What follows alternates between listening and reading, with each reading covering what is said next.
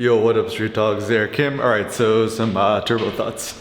So this is why it's like, don't trust the internet, don't trust people on the internet, don't trust almost nobody. I mean, including myself. So this is the basic gist. So some honest things we could think about. So for example, in praise of skepticism and following the money. The basic gist is, as long as somebody is not financially independent and has their, that's a guy, and has their own financial interests, thank you, kind of vested a certain way, then what that means is nobody could ever become truly honest about their opinion and their thoughts and stuff like that. And why does this become a problem? This becomes a problem because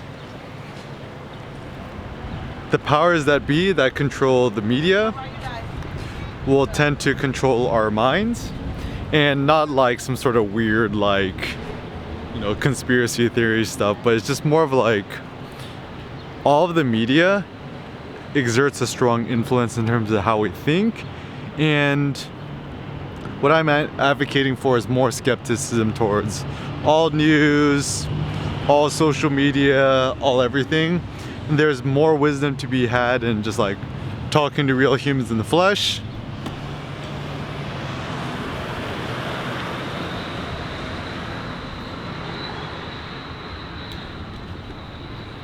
More wisdom in talking to grandmothers, and just kind of going out and seeing the real world for yourself. Because the reason I don't trust the media is that there's lots of money to be made via Google AdSense and advertising dollars. And this is even where Google can't really be trusted because Google's implicated. I mean, Google is not a public utility. It's not this benevolent platform. It's, you know, like anything else, is a company.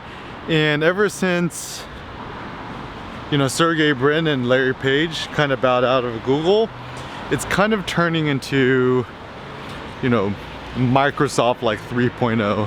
Sundar seems like a pretty nice dude, but it seems like at the end of the day he's a suit. And what is the point of a suit? The point of a suit is to maximize profits.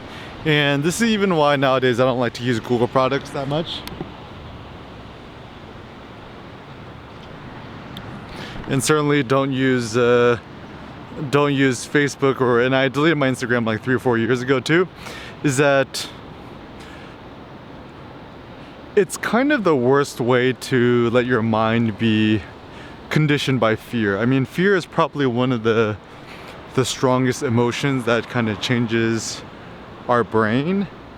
And you consider, right, like if you're on Facebook or Instagram or Twitter or any messaging, anything on your phone or laptop, you know, you're gonna have these insane hormonal cascades all day with serotonin, oxytocin, norepinephrine and stuff like that. And if we understand our body's physiological response to these times of foreign medias, then we should be more skeptical and to learn how to detach ourselves. So even my friend Karina Bao, she made a website, phonefreefuture.com, talking about how she disconnected from her phone and how she got like a dumb flip phone because she wanted to reduce her screen time. And yeah, and I think perhaps one of the future industries will be technologies which allow us to live, you know, meaningful, productive, happy, free lives, you know, without a phone, without our phones and stuff like that. And I recently got an iPhone SE, the new one, and I'm actually a big fan of it. Very, very good phone. And the simple steps you could do, right? First of all, this is why I'll never buy another Android phone again. Actually, the cool thing in iOS, I have it both on my iPad and my iPhone, you can install content blockers and ad blockers. I think I have this ad block thing, and I've disabled all my notifications, like literally all of them. And the only filter that I have is I think Cindy's my VIP list, so if she calls me, my phone buzzes or rings, but for everything else is disabled. So no stupid red notification bubbles, which kind of drive addictive behaviors, and typically anything that's, you know, let's not be stupid, like all the social media platforms has the smartest people to essentially create crack cocaine for our social self-esteem, essentially with a good conscience. So if you truly do believe and desire to have more free thought, free thinking, to have more of your own opinion, disconnect yourself from, you know, Google products, Amazon, Netflix, all the media companies as much as you can. I think the future is going to be people who have more independent thought, more critical thinking, people who really understand the biases inherent in the social media, the news, how Google search algorithm really works. So the question is, are we slaves to the algorithm, or is the algorithm our slave? It seems that we humans, us moderns, we're becoming stuck in what they call the filter bubble.